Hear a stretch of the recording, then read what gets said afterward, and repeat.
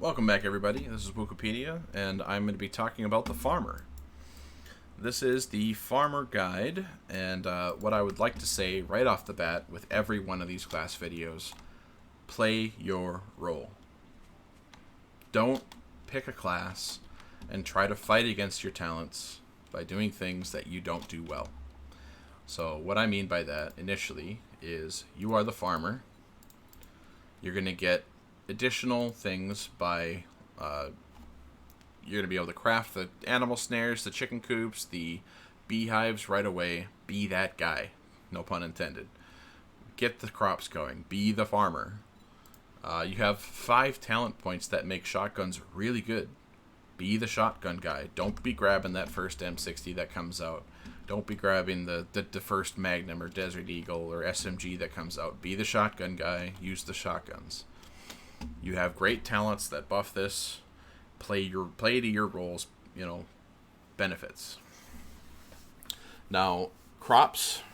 There aren't any new crops as far as I'm aware, other than cannabis, but I think that was in there before. Anyway, I think the best crops to grow, personally, are corn, pumpkins, and oranges.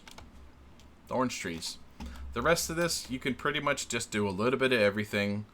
If you've got a scientist, you're going to want some blueberries for coding. If you've got people that really want melee food, you'll need some tomatoes.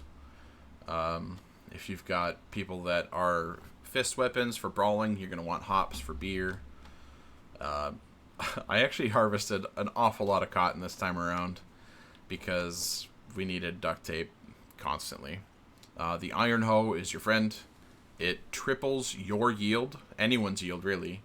So when you're gathering wild crops, fruits from trees, you can get 12 per swing from your iron hoe. Make this as soon as humanly possible. If you have to find one of the razor outposts to use their metalworking bench, do so. They're not too hard to find. I believe the razor's camp is always in the forest. So do some exploring, try and find that place unless you can get yourself a metal workbench from a laborer. Otherwise, I believe the metal workstation isn't available until level 20 or 30 for most people. The workbench level 2, and then tool crafting 2. Excuse me. But yeah, the iron hoe is definitely a very good one. I don't believe the scrap hoe does any benefit to harvest, and this does, like I said, work on trees. Don't hit your trees after you've gathered them, they'll bug them out. So I just get 16 coconuts from that one tree. And then if I just use an axe, do I have an axe on me even? I got 7. So you get more than double. I believe you just get triple, but got a low roll on the 16. But anyway, food has been overhauled quite a bit. Having a variety of food is nice. The big ones to look at is they've added candy into the food. Now, some of these are more valuable than others. Some of these are harder to do than others. The meat bologna takes a while to get there because you have to be able to be level 5 in the sous chef to get it. The vegetable bologna works as well if you don't have the meat. The tuna fish gravy toast and meat burrito, they give you the skull crusher. Rock crusher is the blackstrap coffee. Definitely grow some coffee. The blackstrap coffee is a good stamina buff as it is. And then you just get a short duration buff of that with it. This is just reduced chance of breaking limbs. Definitely work on a good variety of food, but the number one food is pumpkin bread. It's very easy for you to make. And orange tea is definitely just a solid go-to. Lots of hydration, very good to go. But the pumpkin bread, if you're the cook and you know the pain points of cooking in this mod, the pumpkin bread is just too easy. He needs to make this harder. I hope he doesn't change it soon. Get in there. Like, the pumpkin pie is the exact same. I think it's actually less food, and it's harder to make. You have to add animal fat and eggs and... let's see, pumpkin. I have some pumpkin pie. So it's 60 food and 5 wellness. 60 food and 5 wellness. It's just less resources, the same thing. He just needs to change this down to like a 3 or 4. But stews are pretty good. Don't spend a lot of resources making stews. They give like a food buff that like way overfills your food. Meat pizzas as well, but try each one. Whatever you have, make it. Have a good variety for people. Steak sandwiches are kind of trash. It says 0 wellness, but it actually does give you a small amount of wellness. Gives you a little green buff. Make sure you have beer for your people right away. The amount of wellness on beer is very good, and you can actually instruct people to drink a beer, and then you can drink a tea, and then you can drink a goldenrod or a coffee. And you can see I have 3 of the water buffs on me. Like, you can do the same thing with food. So if you find the really good food, start with the best, go down. You can get a lot more wellness back quickly.